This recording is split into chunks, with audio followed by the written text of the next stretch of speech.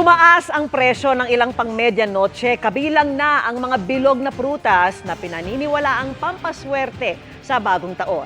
Nakatutok si Tina Panganiban Perez. Halos magkakadikit ang mga tao sa mga tindahan ng karne ng baboy sa Mega Q-Mart sa Quezon City kaninang umaga. May mga namimili na ng pang-medianoche. Ang mabenta ngayon pata. Kasi ang pata, pag nilitsyon kawali, bubutok. Ganun din ang liempo, litsyon kawali din. Ano po yung pamahiin pa pag pumuputok? Siyempre, pag bubutok, siyempre, ibig sabihin masagana. Tumaas din anya ng 35 pesos kada kilo ang karne ng baboy. Pero okay lang kay Irene de Mesa na bumili ng 2 kilo. Ang budget niya para sa medianoche, 5,000 pesos. Maganda kasi pag marami kang handa, marami kang blessings. Nagtaas din ang presyo ang mga nagtitinda ng prutas. Nagtaas din daw kasi ang kanilang suppliers. Mabenta pa rin po ba kahit tumaas? Tumal nga po ngayon. 30 na po, wala pa. Ewan lang po bukas, baka po bukas mabili na po. 31. Yung mga tao naman, mga last hour na mahal. Si Jerry Pablo, halos 800 pesos ang ginastos sa mga bilog na prutas na pampaswerte raw. Ginagawa naman natin to ng taon-taon, ma'am. Pwede naman isa-isa, ma'am. At least may ano lang sa mesa, ma'am. Alam natin na mahal, ma'am. Kaso lang, talagang kakayanin natin kasi salubungin natin ng bagong taon, ma'am. May mga bumibili rin ng gold coins na tsokolate. Ang isang supot na may 10 piraso, 20 pesos. Pero mabinta rin po siya. Dahil Kailangan po ng mga tao, siguro baka sakalang gumanda ang buhay nila. Sa Kamuning Market naman sa Quezon City, nakakabutas bulsa ang presyo ng ilang gulay. Maraming mga mamimili ang nagugulat sa presyo ng ilang gulay ngayon. Halimbawa, itong bell pepper, 850 pesos ang 1 kilo.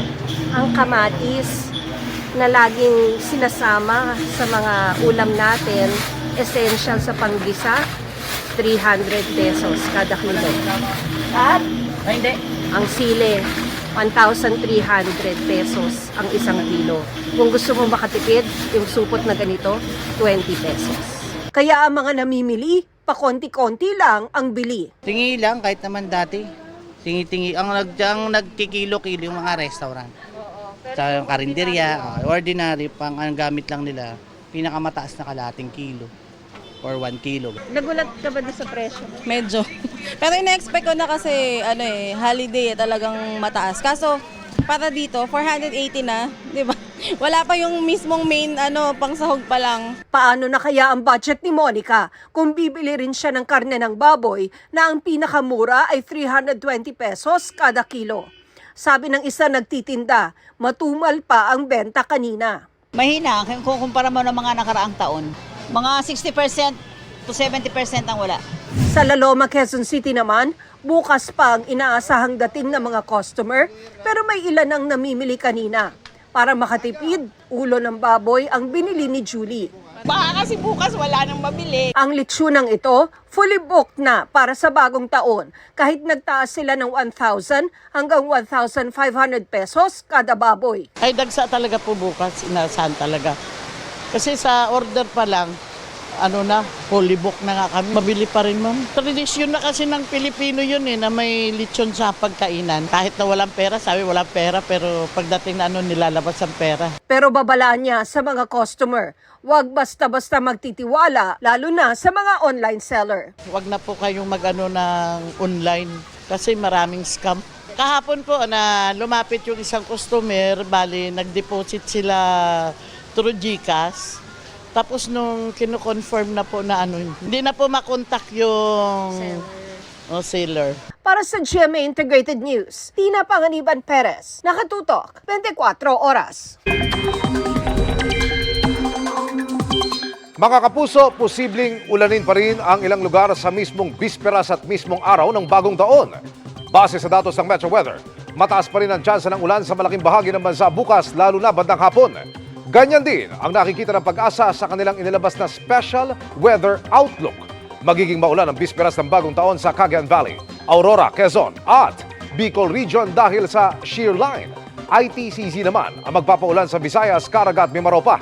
May mga pag-ulan din dahil sa amihan sa Metro Manila. May tsansa pa rin ng localized thunderstorms sa unang araw ng 2025. Magpapatuloy ang maulang panahon sa ilang bahagi ng Northern at Central Luzon, Bicol Region, buong Visayas at Caraga Region. May tsansa ng matitinding ulan kaya maging alerto po sa banta ng baha o landslide. Posible rin ang mga pag-ulan sa iba pang panig ng bansa pero hindi naman magtatagal o malawakan. Ayon din sa Pag-asa, bagamat may mga kumpol ng mga ulap sa may West Philippine Sea at sa timog silangan ng Mindanao, sa ngayon ay wala silang nakikitang ganap ng namuong sama ng panahon. Gayunpaman, patuloy na umantabay kung magkakaroon ng pagbabago sa mga susunod na araw.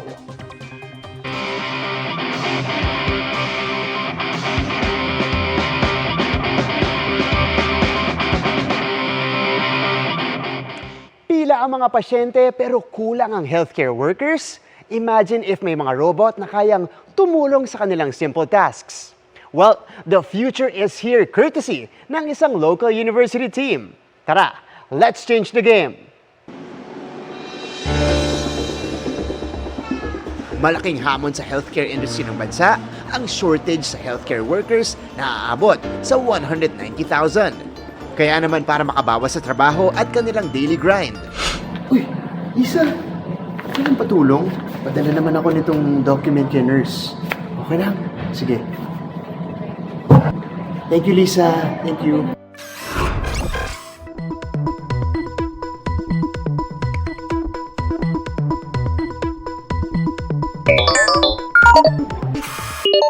Hello, Lisa. Thank you. Pwedeng makatulong si Lisa, short for Logistics Indoor Service Assistant Robot. Sagot na raw ni Lisa ang simple tasks, tulad ng pag-deliver ng medical supplies o documents, disinfection sa ospital, at remote consultation sa mga pasyente gamit ang installed tablet. Developed yan by Dr. Anthony James Bautista and his team sa UST Faculty of Engineering. Na-develop namin yung Lisa robot during the peak of pandemic 2020. Kaya kami nakapag-develop nito so that the doctors can have communication to the patients. Ngayon, nag-evolve yung project, depende na sa mga pangangailangan ng mga hospitals. Dahil sa funding ng DOST, Philippine Council for Health Research and Development, mas na-improve pa nila ang kakayahan ni Lisa. Itong bagong version ng Lisa robot, gumagamit kami ng tinatawag na simultaneous localization and mapping, wherein gumagamit kami ng LiDAR sensor para ma-map ng robot yung facility and then isi-save niya sa memory niya yon. With that concept, makakapag-navigate autonomously yung robot. Yung main attraction or main feature nito ni Lisa Robot ay yung kakayahan niya na mag-map out ng lugar kung nasaan siya and move autonomously gamit itong LiDAR sensors. Dito sa app natin, nakikita natin yung iba-ibang points na po pwede niyang puntahan. So, meron tayong document, lalagay natin dito sa tray at i-confirm na natin kung saan siya pupunta. I-instruct siyang pumunta sa room 813. Meron din itong proximity sensors. It also enables Lisa to avoid objects para hindi siya mabangga. Kung gusto makipag-communicate ng pasyente, dun sa nurse, gamit lang itong Lisa robot. They can also do that using the tablet attached. Commercially ready na si Lisa Robot at highly customizable din daw ito. Depende sa pangangailangan ng ospital. Yun yung mga basic na pwedeng gawin ng robot that could help ease the burden or yung mga common task ng ating mga healthcare workers. There you have it mga kapuso, a very helpful tech na makakatulong makabawas sa workload ng mga healthcare workers natin. Para sa GMA Integrated News, ako si Martin Javier, changing the game! Mabenta na po ang mga bilog na prutas at mga pampaingay tulad ng torotot sa Divisoria sa Maynila. Ang ilan, bultuhan kung mamili dahil ibabagsak sa kani-kanilang probinsya. At nakatutok doon live si Mark Salazar. Mark!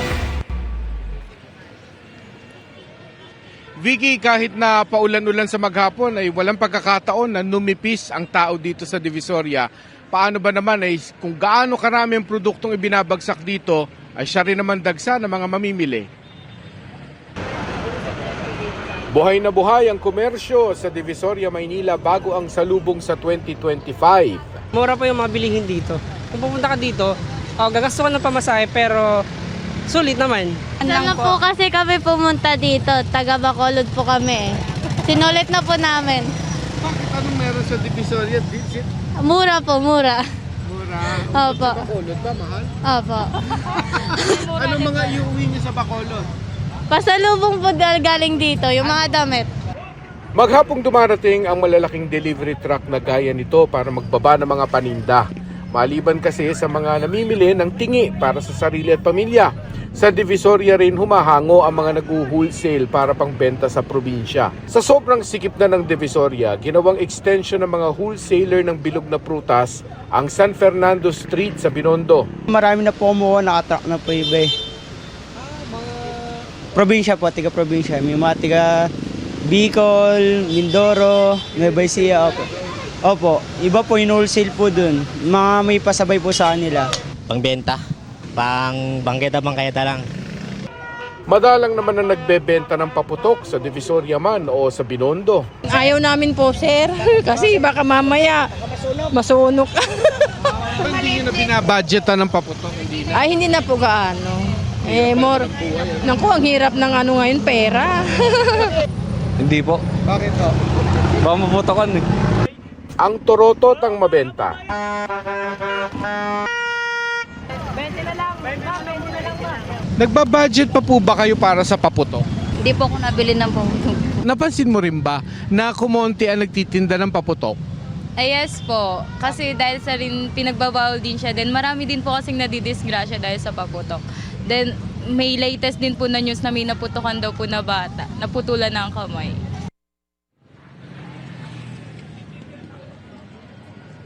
Ang inaasahan dito ay magdamag na itong sigla na ito ng pamilihan sa Divisoria. Pagkatapos bukas ay ninipis na ito papalapit sa oras ng salubong sa 2025. Vicky? Maraming salamat sa iyo, Mark Salazar. Mahigit 106 na po na ang nabiktima ng paputok kahit bukas pa ang mismong salubong sa bagong taon. Ang paghanda ng mga ospital para diyan sa live na pagtutok ni Mariz Zumari mula po sa Tondo Medical Center. Mariz!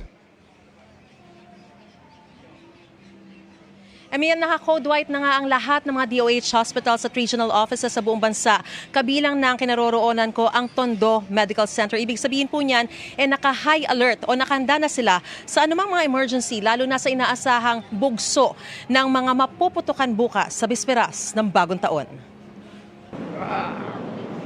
Namimilipit pa sa sakit ang 18 anyos na binatang ito na dinala sa Tondo Medical Center matapos maputukan ng 5-star na bigay raw ng kanyang katropa. Isa siya sa 7 kaso ng firecracker-related injury mula December 21 dito sa ospital. Tinesting ko lang. Pumutok po sa kamay ko bigla. Pagkasindi ko. Ayaw na po mabutok. Sisiso po ako. Gano'ng kasakit? Sakit po. Ibasa niya nagpuputok. Maputokan kayo. Buti na lang daw kahit papano ay ganito lang ang inabot niya dahil pwedeng mas malala pa raw ang pinsalang mata mo ng mga biktima ng paputok. Pwedeng mabalian, pwedeng magutay, yung tinatawag namin mangled extremity. Pwedeng yung maputol mismo yung daliri niya on the spot. Sa Jose R. Reyes Memorial Medical Center, may 17 kaso mula December 21. 3 ang inoperahan, 1 naputulan ng hinlalaki, habang ang 1 bata naputulan ng 2 daliri. Dahil sa inaasahang bugso ng mga mapuputukan, lalo na sa bisperas at sa mismong bagong taon, inilaan na po itong fireworks-related injury area para agad matugunan ang mga emergency cases. Habang kinukuna na impormasyon ng mga pasyente, ay lilinisan na rito ang kanilang sugat. Kung mas malala naman yung matatamo nilang sugat, narito po ang mga medical equipment na pwedeng gamitin sa inyo, gaya ng mga lagaring ito, para sa mapuputulan ng daliri o buto. Paalala ng mga doktor, huwag nang hintayin sa inyo gamitin ang mga ito bago kayo magtanda ng piligrong hatid ng pagpapaputok. Pagpapaputok, panandalian lamang na kasiyahan yan. Pero pag mawalan ka ng daliri, mawalan ka ng mata, panghabang buhay po ito. There's no turning back. Mula December 22 hanggang 6 a.m. kanina, umabot na sa 163 ang kabuuang bilang ng nabiktima ng paputok, 44% na mas mataas sa parehong panahon noong 2023. 135 na kaso sa mga ito, 19 years old pababa, at 148 ay mga lalaki. Sakaling maputukan, I-flush lang muna po ito sa running water, okay? Tapos lagyan ito na malinis na gasa at dalhin sa ospital. Pag naputulan po, yung iba po kasi gusto nilang ibalik yung daliri. Ilagay niyo po ito sa ziplock, lagyan ng malinis sa tubig, At saka nyo po ilagay sa cooler na may yelo. Huwag nyo po ilalagay diretso sa yelo. Pero hindi po lahat ng daliri ay kayang ibalik, no? I-assess pa rin po natin. 80 ang naitala ng PNP na nasaktan dahil sa boga at mahigit 8,000 na ang nakumpiska. Sa Quiapo, Nueva Ecija, patay ang 77 taong gulang na lalaki matapos masabugan umano ng paputok noong December 22. Nakita po ng father ko nakandusay dito. Tinakbo na po siya sa ospital. Sa may paa po. Dalawang paa daw? Opo, magkabila. Nabalatan po yung paa niya sa. Hindi raw tiyak ng mga kaanak ng biktima kung anong klaseng paputok ang sumabog. Pero dati nilang gumagawa ng paputok ang biktima at minsan nang hinuli dahil walang permit. Patuloy ang investigasyon sa insidente. Isa rin sa mga binabantayan tuwing magbabagong taon ang mga insidente ng indiscriminate discharge of firearms. Sa record ng PNP, umabot sa 15 ang kaso ng indiscriminate discharge of firearms, 4 ang kaso ng ligaw na bala. Paalala ng PNP, at marami pong paraan para magsaya po tayo at magpaingay sa bagong taon. Kaya ang wish po ng PNP po ay sana po ay sama-sama po tayong salubungin ng bagong taon ng kompleto po at wala pong madidiskrasya sa sino man pong mahal natin sa buhay. Emil, paulit-ulit na paalala ng mga otoridad, delikado ang paputok. Kaya kung ayaw nyo pong kayo ang susunod na dadalhin sa mga emergency room na gaya nito, wag na lang po kayong magpaputok daw. Emil? Maraming salamat, Mariz Umali. Surely napasabog as always ang ating New Year's Eve countdown na gaganapin bukas featuring our Kapuso stars para sa 2025. Kaya naman rehearsals pa lang, all out na agad. Makichika live kay Aubrey Carampel. Aubrey? Iya, all systems go na para sa gaganaping Kapuso Countdown to 2025 bukas dito sa Mall of Asia. Naghahanda na ang Kapuso Stars na magpe-perform sa inaabangang New Year's Eve countdown show ng Kapuso Network. Sure daw that it will be a special night filled with music and stellar performances. Hatid ni na Julian San Jose, River Cruz, Sanya Lopez, Ay de las Alas, Christian Bautista, Kaylin Alcantara, Isabel Ortega at Zephanie. Pati ang Alfia at Ashko Love teams na sina Allen Ansay and Sofia Pablo at sina Marco Massa and Ashley Sarmiento. May special performances din mula sa Encantadia Chronicles Sangre Stars, Bianca Umali, Faith Da Silva at Kelvin Miranda. At marami pang Kapuso and Sparkle artists. Host this year ng Kapuso Countdown si MMFF 2024 Best Supporting Actor Kapuso Prime Action Hero, Ruru Madrid. Maraming salamat sa lahat na pumupunta every year sa New Year Countdown ng GMA. We do our best to give thanks sa 2024 and we do our best to welcome the blessing na dadating sa 2025 for us all. So this is my first time. So yan po. I'm so happy and nood kayo sa mga pasabog ng lola mo. Magpe-perform din ang P-pop groups na Kaya, 1621 BC, at ang P-pop Kings na SB19. Ngayon pa lang pinaiigting na rin ang seguridad dito sa Mall of Asia. Kaninang umaga, nagsagawa ng security inspection and simulation ang mga tauhan ng Pasay Police, Bureau of Fire Protection at security personnel ng Mall of Asia Complex at ng GMA Network. Para sa mga makiki New Year's Eve party, gates will open at 6 p.m. at magsisimula ang on-ground show 8:30 ng gabi. Para sa mga team bahay, mapapanood ang Kapuso Countdown to 2025 10:30 p.m. sa GMA, GMA Pinoy TV at sa Kapuso social media platforms.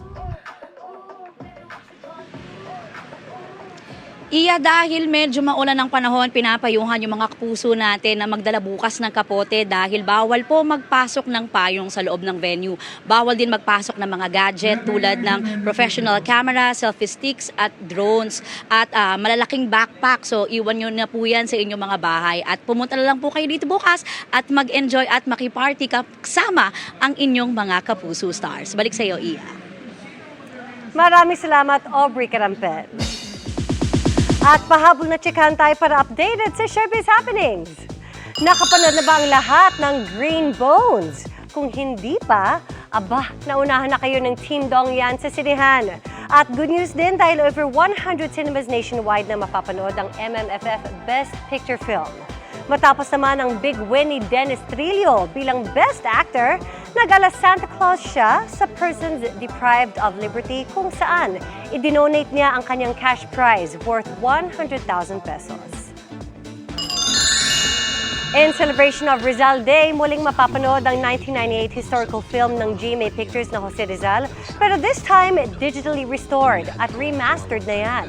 Matapos ang 26 years nang mapanood ito sa big screen, aalalahanin muli natin ang struggles ng ating national hero na si Jose Rizal, played by Cesar Montano. Big pride din ng GMA Pictures ang Jose Rizal nang makamit nito ang Big Pictures win noong 1998 na back-to-back sa pelikulang Muroami noong 1999 sa Metro Manila Film Festival. At yan ang mga buwan naman akong chika this Monday night. Ako po si Ia Arellano, Miss Vicky Emil. Thanks, Iya! Salamat, Iya. At yan ang mga balita ngayong huling Lunes ng 2024. Mga kapuso, 2 days na lang at 2025 na. Ako po si Vicky Morales para sa mas malaking misyon. Para sa mas malawak na paglilingkod sa bayan, ako po si Emil Sumangil. Mula po sa GMA Integrated News, ang News Authority ng Pilipino, nakatuto kami 24 oras.